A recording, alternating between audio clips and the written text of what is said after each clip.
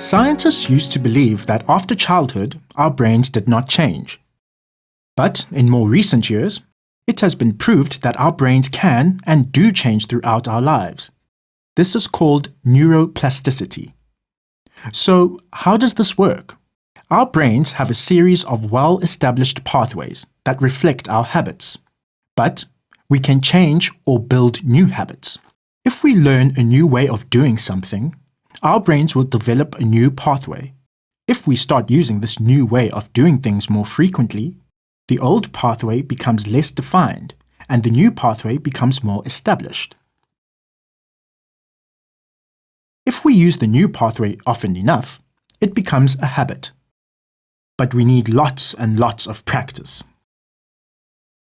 Good readers have certain habits that they automatically use to help them understand the meaning of a text.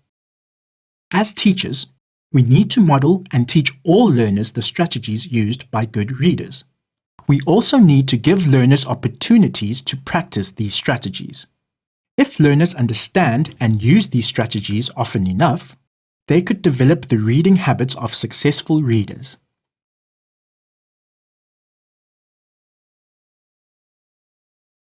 First, we need to model the expert practice of using the reading process. Simply put, we need to show learners how to use the following cycle.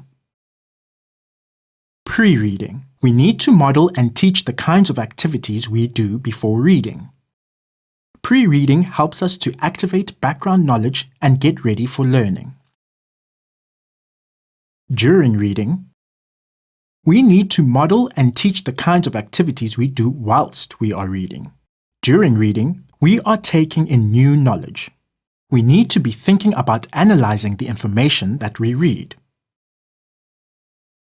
Post-reading. We need to model and teach the kinds of activities we do after reading. After reading, we continue to analyze and consolidate our learning. We fit this learning into our existing schema. Overarching. We need to model and teach strategies that are useful throughout the reading process. These strategies help keep track of learning and understanding throughout the process.